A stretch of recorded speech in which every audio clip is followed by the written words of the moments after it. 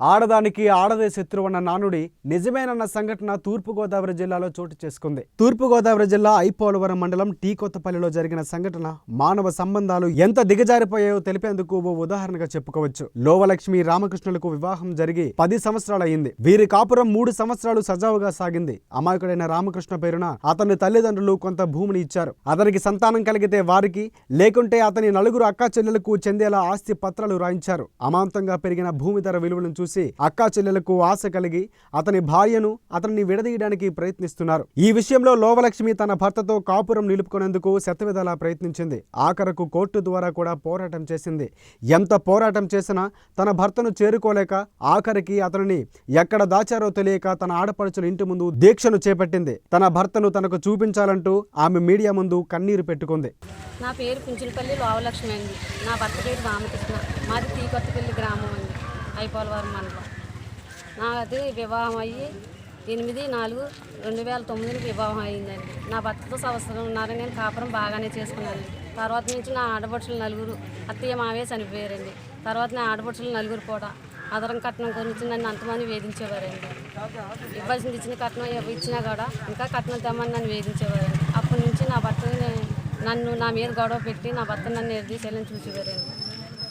3వ నెల గర్భిణి వచ్చిందండి సంవత్సరంన్నర తర్వాత. 3వ నెల గర్భిణి వచ్చిన తర్వాత కూడా మందులు వేయించి మేమే చూపిస్తామని తీసుకెళ్ళి గర్భిణి కూడా పాడు చేశారండి.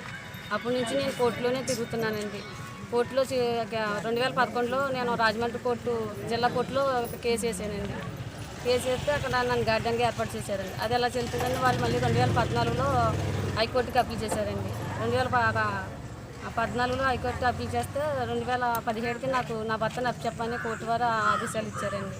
2018 నవంబర్ 30వ తారీఖున ఆర్డర్ ఇచ్చారండి. నా భర్తను ఇప్పుడు ఇంతవరకు కూడా ఏం చేయలేదండి. నన్ను చాలా ఇబ్బందులు పెట్టేస్తున్నారండి. ఒక ఆడదాన్ని ఏం చేస్తుందనేసి భావనతో వాళ్ళు ఎంతవరకు అని వెళ్ళండి. నా కాపురం లేకుండా నా భర్త నన్ను దూరం చేసి మానసికంగా, శారీరకంగా అన్ని విధాలు కూడా నన్ను బాధ పెట్టి, నన్ను హింస పెట్టి, నన్ను భయపెట్టి, కేవలం నేను అడ్డుండిపోయిన మొహంతో నన్ను చంపేయాలనే ప్రయత్నంతో వాళ్ళు ఉన్నారండి. 3వ నెల గర్భిణి వచ్చేప్పుడు కూడా చూపించాలనేసి మా 2 ఆడపడుచైన కోలా సూర్యవతి, 3వ ఆడపడుచైన రాసుకుండ కృష్ణవేణి, 2వ ఆడపడుచైన కొడుకు 2వ ఆడపడుచైన కోలా సూర్యవతి, వాళ్ళ అబ్బాయి సతీష్ అనే 3 తీసుకెళ్ళండి నా గర్భిణి పాడు చేశారండి. ఇప్పుడు నా భర్తను కూడా ఎక్కడ పెట్టారో కూడా తెలియదండి. నా భర్తను నాకు అసలు చూపించట్లేదండి.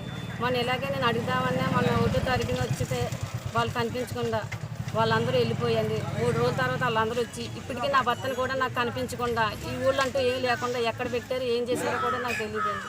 ఇప్పుడు నా భర్తను నా ఎదురుగా పెట్టి నా భర్తను నాకు అప్పు చెప్పేసి నాకు న్యాయం చేయాలనేసి నేను మీడియా పూర్వకంగా కానీ, ఈ ఊరి ప్రజల పూర్వకంగా కానీ, బయట వాళ్ళు రాజకీయ పూర్వకంగా కానీ మొత్తం అందరి పూర్వకంగా నా కాపురాన్ని నిలబెట్టాలనేసి నేను అందరినీ కోరుకుంటున్నానండి.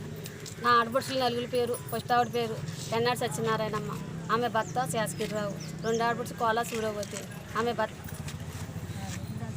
అడగ్గా నేను మొన్న 1వ తారీఖున వచ్చి అడగ్గా నా ఆడపడుచుల వాళ్ళు నా భర్తను తీసుకెళ్ళిపోయారండి. ఇప్పటికి నా భర్తని తీసుకురాలి. ఇప్పుడు తీసుకొచ్చి ఇంట్లో పెట్టారని సమాచారం నాకు అందరితో ఉంటుందండి. నేను ఇంటి ముందు వచ్చి దీక్ష చేస్తున్నానండి. నా భర్తని నాకు అప్పు చెప్పమని, నా కాపురాన్ని నిలబెట్టమని, నా భర్తని ఇప్పుడు ఇంటిక్కడ పెట్టారు కాబట్టి నా భర్తని నాకు చూపించమని నేను నా ఆడపడుచైన రాసుకుండ కృష్ణవేణి ఇంటి ముందు నిరాహార దీక్ష చేస్తున్నానండి. నా భర్తని అప్పచెప్పేంత వరకు కూడా నేను ఎంతవరకు అయినా ఎన్నాళ్ళైనా పోరాడి సాధించి చేస్తారండి. నిరాహార దీక్ష అయితే నేను చేస్తున్నానండి. ఈ దీక్ష నా కాపురాన్ని నిలబెట్టేంత వరకు, నా భర్తను నాకు అప్పచెప్పేంత వరకు ఈ దీక్ష నేనైతే విరమించనండి. సావనైనా సస్తాను కానీ ఈ దీక్ష అయితే నేను విరమించనండి. నాకు న్యాయం చేస్తారని మీడియా ద్వారా కానీ, ఈ ఊరి ప్రజల ద్వారా కానీ, నాయకుల ద్వారా కానీ, మొత్తం అందరి ద్వారా నేను ఒకటే దాన్ని పెట్టుకున్నాను. నా కాపురాన్ని నిలబెట్టాలండి. నా భర్తను నాకు అప్పచెప్పాలండి.